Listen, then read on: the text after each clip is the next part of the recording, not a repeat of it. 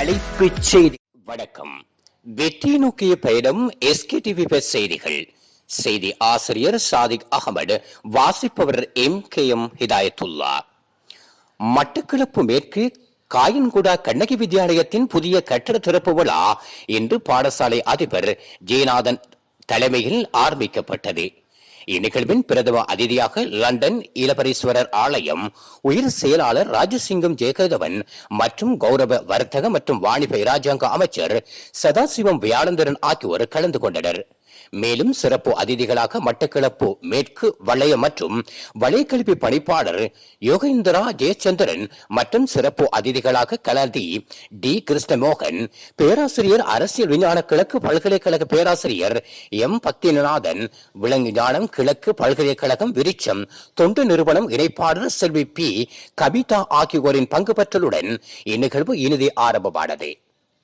2 வகுப்பறைகளும் ஒரு கேப்பர் கூடமும் உள்ளடங்களாக அமைக்கப்பட உள்ளது. இதற்கான நிதி உதவினை லண்டன் இளப்பதிவார் ஆலயம் மற்றும் விருட்சம் தொண்டு நிறுவனம் என்பன இணைந்து வழங்கியிருந்தது. காயங்குடா கண்ணகி வித்தியாலயமானது இவ்வாண்டு காவலர் உயர்தர பணிவிடை கௌரவ அமைச்சர் சதாசிவம் வியாழந்தர் அவர்களின் முயற்சியில் ஆரம்பிக்கப்பட்டு கௌரவிகள குறைபாடு காணப்படுவதால் அதனை லண்டன் ஈழப்பதிவரசர் ஆலயம் மற்றும் விருட்சம் கொண்டு நிறுவனம் என்பன இணைந்து பூர்த்தி செய்து இன்றைய தினம் கையளிக்கப்பட்டிருந்தது. இக்கட்டட விழா திறப்பின் போது பாடசாலை அதிபர் கௌரவ அமைச்சர் ஈழப்பரீஸ்வரர் ஆலயத்தின் செயலாளருமான உயர் திரு ராஜசிங்கம் ஜெயதேவன் ஐயா, விருட்சம் தொண்டு நிறுவனத்தின் இணைப்பாளர் செல்வி V கவிதா மற்றும் பாடசாலையின் செயலும் திறமைக்கு ஆசிரியர்கள் சமூக ஆர்வலர்கள் பொன்னாடை போர்த்தி கௌரவிக்கப்பட்டனர்.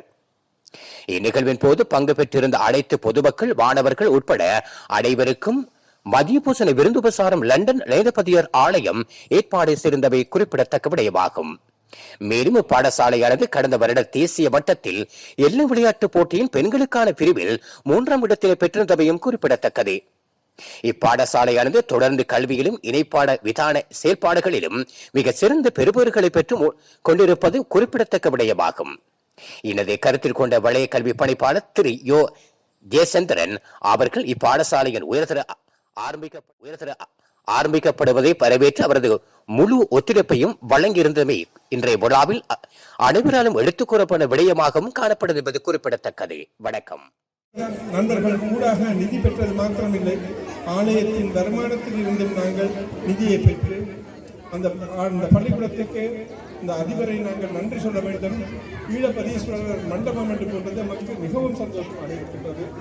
ஏனென்றால் அந்த ஆலயத்தை நாங்கள் ஈழப்பரீஸ்வரர் என்று போட்டபோது 25 ஆண்டுகளுக்கு முன் அங்கு பதிவு செய்வதற்கு நாங்கள் நமது விண்ணப்பத்தை செய்தபோது நமது விண்ணப்பத்தை நிராகரிக்கவில்லை, ஒரு பக்கமாக தூக்கி வைத்து விட்டார்கள்.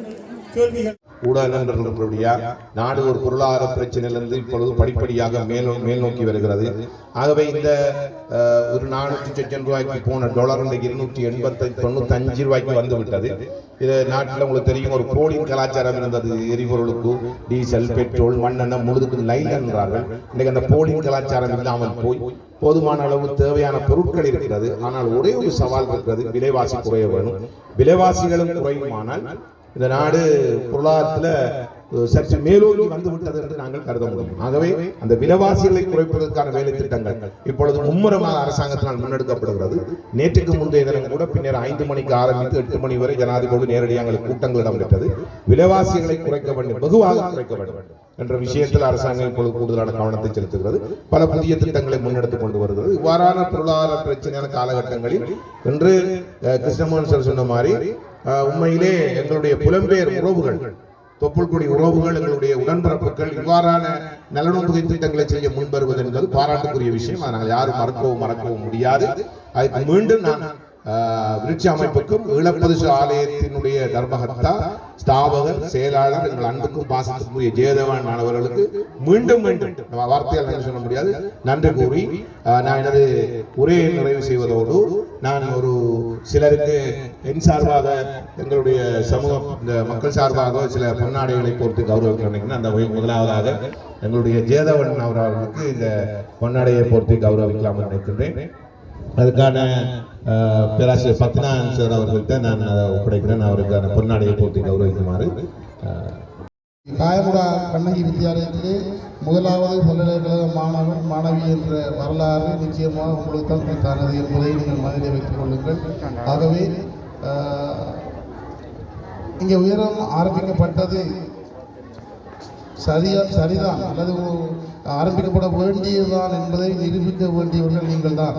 நீங்கள் இன்னும் 2 வருடங்களுக்கு பிற்பாடு உங்களது அடைய மாட்டங்கள் இந்த உயரத்தை ஆரம்பிப்பதற்கு முயற்சி செய்த அத்தனை பேர் எடுத்துக்கொண்ட முயற்சி அது உண்மையானது என்பதை நீங்கள் நிரூபிக்க வேண்டியவர்களாக இருக்கின்றனர் என்பதை நீங்கள் புரிந்து கொள்ளுங்கள்.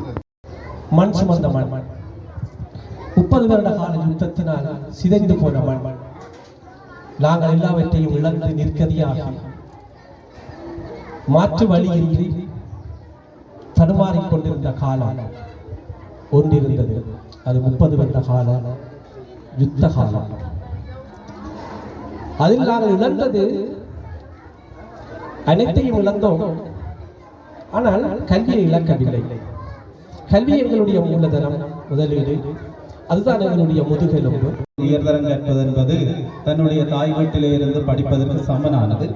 எனவே அந்த வகையில் இந்த பாடசாலையில் காப்போத்த சாரணத்தையும் கற்று உயர்தரத்தை கற்று பல்கலைக்கழகத்துக்கு தெரிவாகக்கூடிய வாய்ப்பு கிடைத்திருப்பது இந்த பிள்ளைகளுக்கு கிடைத்த பெரிய ஒரு அதிர்ஷ்டம் மற்றும் வரப்பிரசாதமாகவே நான் பார்க்கின்றேன். எனவே அதை ஏற்பாடு செய்து கொடுத்த அத்தனை நல்லுணங்களுக்கும்